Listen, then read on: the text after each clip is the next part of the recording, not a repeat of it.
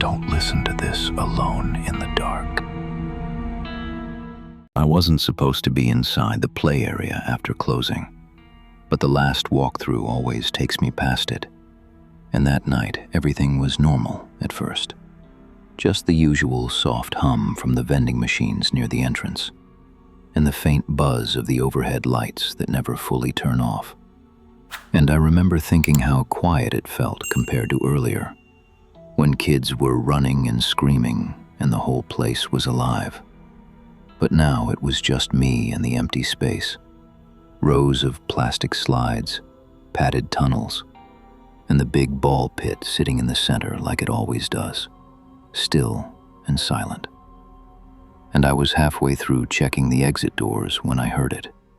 A small shifting sound from inside the pit, like plastic balls rolling against each other. I stopped walking and listened, standing there with my flashlight pointed toward the floor, even though the overhead lights were enough to see. And for a second I thought maybe one of the late customers had slipped past closing and a kid was still hiding in there. It wouldn't be the first time. So I stepped closer and called out, "Hey, we're closed, you can come out now." And the sound stopped right when I spoke, completely, like whatever made it had heard me. And that was the first moment something felt wrong, because even if it was a kid, they don't go that quiet that fast. I moved closer to the edge of the pit and looked down into it. Just a sea of bright plastic balls, all different colors, piled up like always. Nothing moving anymore, nothing out of place. And I remember telling myself it was probably just one ball settling, or something shifting underneath. So I straightened up and started to turn away when I heard it again, deeper this time. Not just a light roll, but something pushing through the balls from underneath, slow and deliberate, like something was moving below the surface. I turned back immediately and stepped closer without thinking, my boots pressing into the padded floor as I leaned over the edge, trying to see what was causing it. And the balls started shifting in a line, like something tracing a path from one side of the pit to the other. And I felt this tightness in my chest because there was no one there. No head popping up, no hands, just the balls rising and falling as something moved under them. And I said it again, a little louder this time. "Hey, if you're in there, you need to come out right now." And the movement stopped again, exactly when I finished speaking. I stayed there, staring into it, waiting for something to show itself. And that's when I heard the sound, low and uneven, coming from inside the pit itself, not from above it, not from the room, but from inside the pile, like something breathing slowly through all those plastic balls. And it didn't sound like a person trying to hide or play a joke. It sounded heavy and wet, like air being forced through something that wasn't meant to make that kind of sound. I took a step back without meaning to, my hand tightening around the flashlight as I kept it pointed at the pit, and the balls shifted again. But this time not in a line. This time they started to rise in one spot, like something underneath was pushing upward, lifting them. And I watched as a small mound formed in the center, growing higher and higher, until the balls began sliding off the sides, rolling down into the rest of the pit. And I couldn't move. I just stood there, watching it happen. Then it broke through.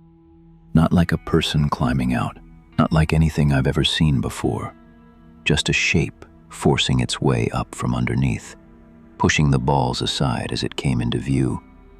And at first, all I saw was a surface, dark and uneven, slick in the light. And then it shifted, and I realized it wasn't just a shape. It was part of something bigger still buried under the balls. And then more of it rose up, slowly, like it was testing how much space it had. And I saw the outline of a head, but it didn't look right. The proportions were off, too wide at the sides and too narrow at the top. And it stayed still for a second, just barely above the surface. I couldn't breathe properly. I could feel my chest tightening as I stared at it. And then it turned, not lifting fully, just rotating slightly where it was. And I saw where its face should be. But there wasn't anything normal there. Just a stretched surface with a slit opening across it. And it pulled open slowly, revealing a dark interior. And I heard it again, louder this time. And I felt that sound in my stomach, like it wasn't just noise but pressure. I stepped back again, my foot catching slightly on the padded flooring, and I said without thinking, "Get out of there!" And the moment I raised my voice, it reacted, the head dipping slightly and then rising higher, more of its body forcing up through the balls, and they started spilling out over the edges of the pit now, rolling onto the floor around me as it kept pushing upward. And I realized it wasn't just sitting in the pit, it had been inside it, underneath all of it.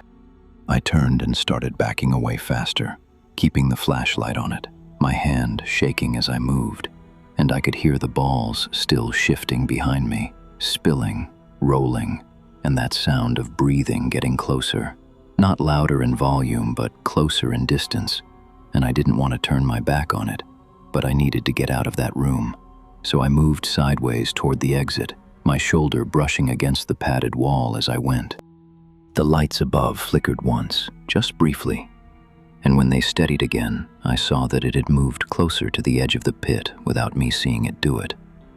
Its upper half now above the surface completely, and the rest still buried.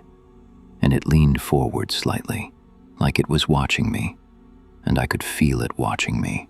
Not just see it, but feel it, like a weight pressing into me. I reached the doorway and grabbed the frame with my free hand, pulling myself through into the hallway outside. And I turned then, fully turning, expecting it to stay in the pit. But it didn't. It was already at the edge, its body shifting in a way that didn't match how something should climb, more like it was sliding upward without using anything to pull itself. And the balls behind it continued to spill out as it rose higher. I stumbled backward down the hallway, my boots hitting the hard floor now, the sound echoing louder, and I hit the light switch out of instinct, even though the lights were already on. And for a second, everything seemed too bright, too exposed, and I looked back again and saw it had crossed the edge of the pit, part of it now on the padded floor, and it was still facing me. I turned and ran. I didn't think about procedure or finishing the walkthrough or anything else. I just ran down the corridor toward the front desk, my footsteps loud in the empty building, and I could hear something behind me. Not footsteps, not anything clean like that.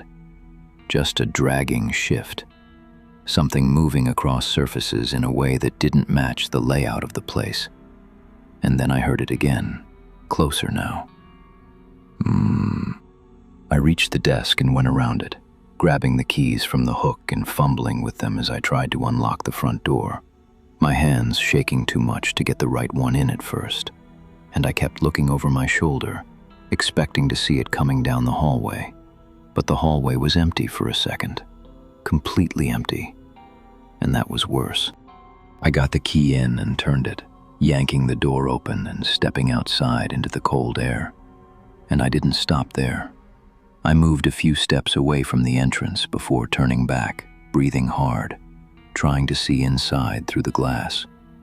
And at first I didn't see anything, just the lobby, the desk, the lights. Then I saw movement deeper inside, not in the hallway, but back in the play area. Something shifting where it shouldn't be able to be seen from that angle. And I realized it had gone back, or maybe it never fully left.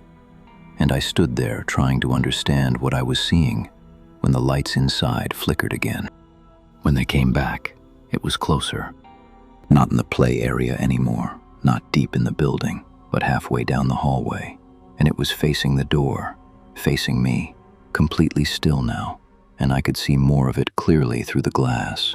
Its shape wrong, its surface uneven, and that slit where its face should be slightly open. I stepped back again, my heart pounding, and I fumbled with my phone to call someone, anyone.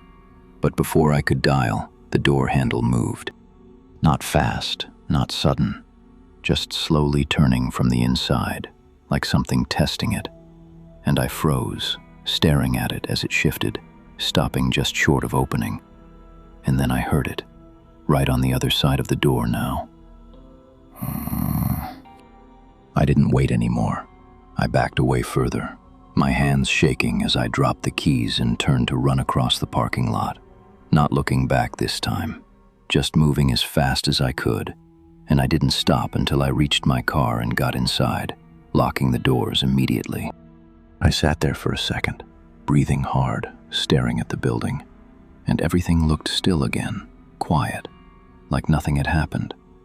And I almost convinced myself I had imagined it, that it was stress or exhaustion or something else, until I saw the balls. They were pressed up against the inside of the glass door now, a few of them, bright colors against the dark interior, like they had been pushed there from behind. If you're listening to this, it didn't stay in that place. It moved where I could see it, and if it could reach the door, it can reach other doors too. And it doesn't need a ball pit to be underneath something. It just needs space you can't see into. If you have a horror story of your own, please feel free to drop it in the comment section. You never know. The next story could be yours. Subscribe to The Vault so you don't miss what comes next.